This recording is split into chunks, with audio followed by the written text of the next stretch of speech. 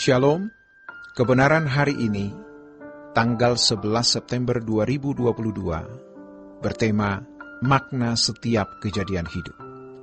Sejujurnya, sedikit sekali orang Kristen atau manusia pada umumnya yang benar-benar mengalami Tuhan secara proporsional, sesuai dengan maksud keselamatan itu diberikan. Tepatnya, sangat sedikit. Keselamatan diberikan agar manusia dapat memiliki hubungan kembali dengan Allah. Sering juga dikatakan sebagai diperdamaikan dengan Allah. Pertanyaannya, seberapa kita mengalami Tuhan? Kalau aktivis gereja, pelayan gereja atau pendeta sering memakai suatu peristiwa atau mengartikan suatu peristiwa sebagai tindakan Tuhan di dalam hidupnya, dan dia mengakui bahwa dia mengalami Tuhan. Padahal, seringkali hal itu sangat subjektif, bukan pengalaman yang sungguh. Itu palsu.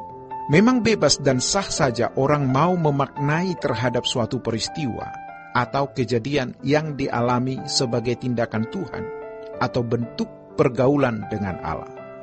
Biasanya pendeta-pendeta aliran karismatik atau Pentakosta berani memaknai kejadian-kejadian di dalam hidupnya sebagai kehadiran Allah, campur tangan Allah, bentuk perjumpaannya dengan Allah.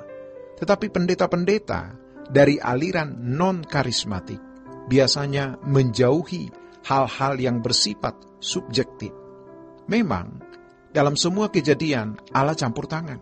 Tetapi maksud Tuhan atau makna yang terkandung di kejadian itu seringkali tidak seperti yang dimaksud pendeta tersebut. Misalnya, seseorang sakit, ia pergi ke dokter dan minum obat sembuh. Hal itu dimaknai sebagai mujizat. Kita tidak boleh mengatakan itu bukan merupakan tindakan Tuhan. Tuhan bisa bertindak lewat obat. Tetapi jangan dilebih-lebihkan, seakan-akan spektakuler. Orang di luar Tuhan pun minum obat sembuh. Hal seperti itu bisa terjadi. Kita percaya bahwa segala kejadian ada dalam kendali Tuhan, sepengetahuan Tuhan, seizin Tuhan, dan selalu ada maksud. Tetapi ada banyak orang Kristen yang tidak berani memaknainya. Setiap kejadian hidup pasti ada maknanya. Tetapi seringkali orang memaknai salah. Bagi seorang pendeta yang tidak harus bicara mengenai Tuhan, maka ia akan merasa lebih berkualitas kalau memiliki kesaksian pengalaman bersama Tuhan yang bersifat ajaib atau spektakuler. Ironisnya, itu seringkali menjadi semacam barang dagangan. Tetapi pada umumnya, jemaat kurang atau miskin dengan pengalaman seperti itu. Dan itu menyedihkan. Yang satu berfantasi, yang satu fantasi pun tidak punya. Padahal Tuhan hadir di dalam hidup kita. Tidak sedetik pun Allah meninggalkan kita. Tetapi kita tidak mampu menangkap maksud Tuhan di balik semua kejadian yang kita alami. Bahkan, banyak orang yang masih meragukan, apakah Allah sungguh maha hadir? Jangan sampai kita menjadi orang munafik.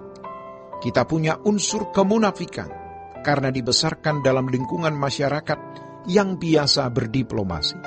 Kita harus mengikis terus sifat munafik tersebut, supaya kita menjadi manusia yang tulus, natural, apa adanya. Apalagi munafik di hadapan Tuhan. Ketika menyanyi, perubahan ajaib terjadi padaku sejak ku terima Yesus. Apakah benar ada perubahan ajaib terjadi dalam hidupnya? Jangan bohong. Menerima Yesus bukan hanya mengakui Dia adalah Tuhan dan Juru Selamat, melainkan menerima hikmat-Nya yang diajarkan dan diperagakannya, lalu kita melakukannya. Maka pasti ada perubahan ajaib kalau kita menerima Yesus seperti itu. Karena setiap hari pasti ada berkat Tuhan. Tuhan pasti mengizinkan adanya kesempatan untuk berbuat dosa.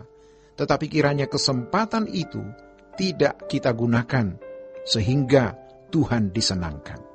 Kalau tidak ada kesempatan berbuat dosa, kita tidak punya kesempatan membuktikan cinta kita kepada Tuhan. Matius pasal yang ke-6 ayat 24 mengatakan, kamu tak dapat mengabdi kepada dua tuan. Artinya, kita tidak bisa memberi ruangan kepada siapapun kecuali kepada Tuhan. Sedangkan di Matius pasal 22 ayat 37 sampai ayat yang ke-40 dikatakan, kasihilah Tuhan Allahmu dengan segenap hati, segenap jiwa, akal budi, kekuatan. Jadi kalau kita berurusan dengan Tuhan harus dengan segenap hati. Memang kita tidak langsung bisa segenap hati sesuai dengan usia rohani. Tahun kapan dia mengenal Tuhan? Atau kalau dari kecil jadi Kristen, tergantung usia biologis. Jadi, Tuhan tidak menuntut apa yang tidak bisa dilakukan oleh seseorang. Tetapi seiring berjalannya waktu yang Tuhan berikan kepada kita untuk bertumbuh, kita harus makin dewasa. Makanya kita harus mengenakan kodrat ilahi agar bisa disebut man of God. Segala keinginan duniawi harus kita tanggalkan. Ikatan dosa di dalam daging juga harus kita lepaskan. Kita adalah orang berdosa, rusak. Tetapi kita mau berubah. Target kita yaitu serupa dengan Yesus. Kita akan menjadi ekstrim dalam kesucian. Menjadi ekstrim di dalam Tuhan. Tidak hanyut dengan berbagai masalah. Tidak terikat hobi-hobi. Dan kita memiliki tempat untuk melayani, mengabdi kepada Tuhan. Di tengah-tengah dunia yang bertambah jahat, kita bertambah-tambah hidup suci, bertambah-tambah terikat dengan Tuhan dan kerajaannya. Fokus kita hanyalah kerajaan Allah.